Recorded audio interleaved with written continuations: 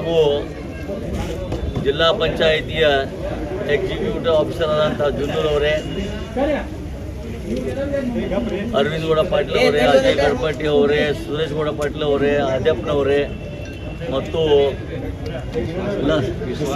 ವಿಶ್ವಾಸ್ ಪಾಟೀಲ್ ಅವರೇ ಮತ್ತು ಇಲ್ಲಿ ಉಪಸ್ಥಿತಿರುವ ನಮ್ಮ ಸಾವಳಿ ವಿಭಾಗದ ಕೊಡಗು ಮೇಡಮ್ ಅವರೇ, ಆಮೇಲೆ ಇವರು ಗೆವಾರಿ ಅವರೇ, ನಮ್ಮದು ಸುಚಿತ್ರಾ ಭೂತ್ರಾ ಅವರೇ ಹಾಗೂ ಉಪಸ್ಥಿತಿರುವ ಎಲ್ಲ ಗಣ್ಯಮಾನ್ಯರೇ ಮತ್ತು ಅಕ್ಕತಿಗೆ ತಾಯಂದಿರೇ ಮತ್ತು ಇಲ್ಲಿ ಉಪಸ್ಥಿತಿರುವ ಎಲ್ಲ ಫಲಾನುಭವಿಗಳೇ ಮತ್ತು ಉಪಸ್ಥಿತಿರುವ ಎಲ್ಲ ಪತ್ರಕರ್ತರ ಬಂಧುಗಳೇ, ಎಲ್ಲರಿಗೂ ಶರಣಾರ್ಥಿಗಳು.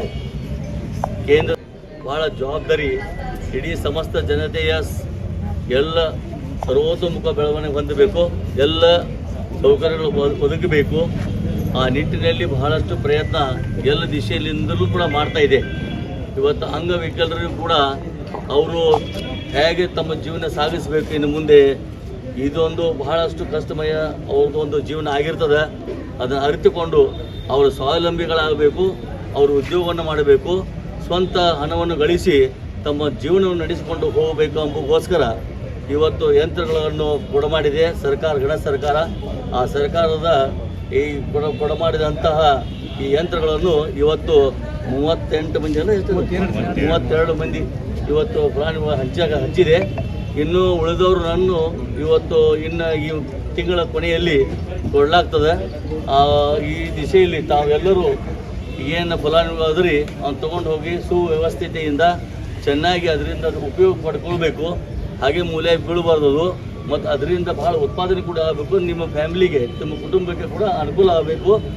ತಾವೆಲ್ಲರೂ ಸದುಪಯೋಗ ಮಾಡ್ಕೊಂಡಿದ್ದಾದರೆ ನಮಗೆ ಬಹಳ ಸಂತೋಷ ತರ್ತದೆ ಅಂತ ಈ ಮೂಲಕ ಹೇಳಿ ಎಲ್ಲರಿಗೂ ವಂದಿಸಿ ನನ್ನ 2 ಮಾತು ಮುಗಿಸ್ತಾರೆ.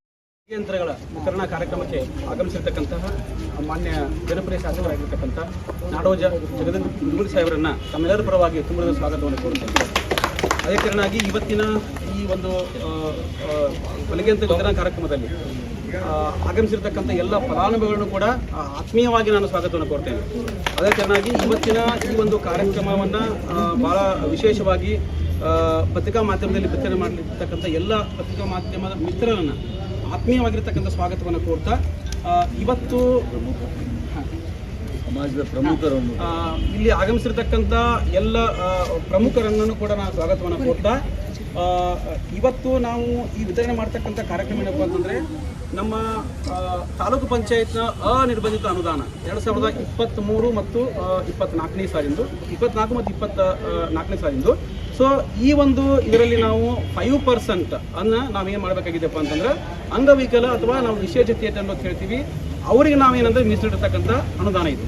ಸೊ ಅದರಲ್ಲಿ ಏನಪ್ಪ ಅಂತಂದರೆ ಅವರು ಏನು ವಿಶೇಷಚೇತನದಾರ ಅವರು ಸಬಲರಾಗಬೇಕು, ಅಂದರೆ ಇನ್ನೊಬ್ಬರ ಮೇಲೆ ಡಿಪೆಂಡ್ ಆಗದೇನೆ ಅವರೇ ತಾವು ಸ್ವತಃ ಏನವ ತಮ್ಮ ಕಾಲ ಮೇಲೆ ತಾವು ನಿಂದಿರಬೇಕು ಅಂತಕ್ಕಂಥ ಉದ್ದೇಶದಿಂದ ಹೊಲಿಗೆ ಯಂತ್ರಗಳನ್ನು ವಿತರಣೆ ಮಾಡಬೇಕು ಅನ್ನುವಂಥ ಉದ್ದೇಶ ಮಾನ್ಯ ಶಾಸಕರು ಕೂಡ ಆಗಿತ್ತು. ಹೀಗಾಗಿ ಅವರ ಒಂದು ಒಪ್ಪಿಗೆ ಮೇರೆಗೆ ಅವರು ಕೊಟ್ಟಿರ್ತಕ್ಕಂಥ ಸೂಚನೆ, KDP ಸಭೆಯಲ್ಲಿ ಕೊಟ್ಟಿರ್ತಕ್ಕಂಥ ಸೂಚನೆಯ ಆಧಾರದ ಮೇಲೆ ನಾವು ಹೊಲಿಗೆ ಯಂತ್ರಗಳನ್ನು ಖರೀದಿ ಮಾಡಿಬಿಟ್ಟು ಅವುಗಳನ್ನು ಇಲ್ಲಿರ್ತಕ್ಕಂಥ ಎಲ್ಲ ಫಲಾನುಭವಿಗಳು ವಿತರಣೆ ಮಾಡಬೇಕಂತಕ್ಕಂಥ ಉದ್ದೇಶ.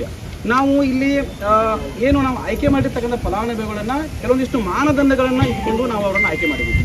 ಇಲ್ಲಿ ವಿಶೇಷವಾಗಿರ್ತಕ್ಕಂಥ ಮಾನದಂಡಗಳೇನಪ್ಪ ಅಂತಂದರೆ, ಒಂದು ಅವರು ಜಮಖಂಡಿ ತಾಲೂಕಿನವರೇ ಆಗಿರಬೇಕು, ಅದು ವಿಶೇಷವಾಗಿ ಗ್ರಾಮೀಣ ಭಾಗದವರು ಆಗಿರಬೇಕು ಅಂತಕ್ಕಂಥದ್ದು ಒಂದನೇ ನಾವು ಇರತಕ್ಕಂಥ ನಿಯಮ. ಎರಡನೇ ನಿಯಮ ಏನಪ್ಪ ಅಂತಂದರೆ 40%ಕ್ಕಿಂತಲೂ ಕೂಡ ಹೆಚ್ಚಿನ ಅಂಗವೈಕಲ್ಯವನ್ನು ಹೊಂದಿರಬೇಕು, ಅದಕ್ಕೆ ಇರ್ತಕ್ಕಂಥ ಸರ್ಟಿಫಿಕೇಟ್ ನಾವು ತಂದಿರಬೇಕು. ಇದು ಇಟ್ಕೊಂಡು ನಾವು ಅವರನ್ನು ಆಯ್ಕೆ ಮಾಡಿರ್ತಕ್ಕಂಥದ್ದು ಅಂತೇಳಿ ಎರಡನೇ ಮಾನದಂಡ.